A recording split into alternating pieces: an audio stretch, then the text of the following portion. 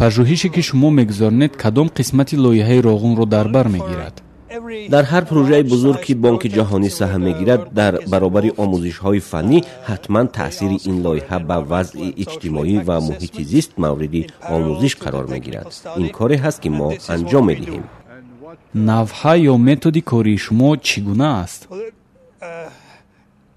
инҷо методи ягона вуҷуд надорад, чун санҷиш бахшҳои мухталифро пӯшиш медиҳад, мисли санҷишҳои геологӣ, обшиносӣ, биологӣ ва таъсири иҷтимоӣ.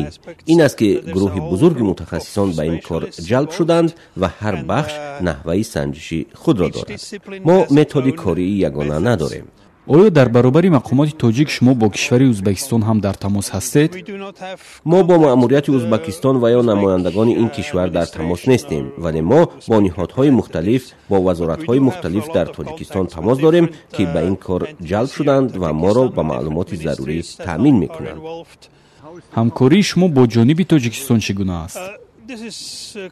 ҳамкории мо бо онҳо хеле хуб аст. дастрас кардани мо бо маълумоти зарурӣ вақт мегирад.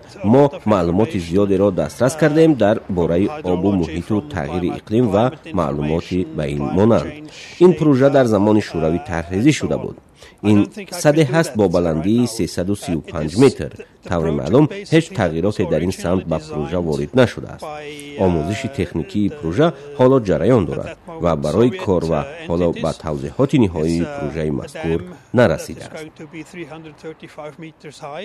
шумо дар бораи муносибати мардуми таҳҷоӣ ба ин проҷа чӣ мегӯед? ман фикр намекунам ки касе мухолифи сохтмони роғун бошад. баръакс, ҳама бесаброна интизори анҷоми бунёди иншоотанд, чун мардуми ин кишвар камбуди барқро таҷриба кардаанд. ин кишвар воқеан муҳтоҷи нирӯи барқ аст ва роғун ин гуна имконотро дар ихтиёри онҳо мегузорад. шумо мегӯед ки барои пажӯҳиш ба вақти бештар кор доред. то анҷоми пажӯҳиш чӣ қадар вақти дигар мондааст?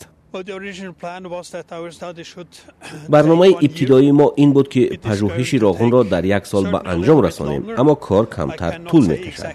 ман наметавонам дақиқ бигӯям ки чӣ қадар давом мекунад, барои ин ки ин ба музокироти бонки ҷаҳонӣ бо мақомоти тоҷикистон рабт мегирад, ки ҳафтаи оянда баргузор хоҳад шуд. баъд аз он мо дар бораи реҷаи нав маълумоти бештар хоҳем дошт. ин омӯзиши амиқ аст ва вақт мехоҳад. баъд аз он ки шумо омӯзишро нашр кардед, чӣ хоҳад шуд?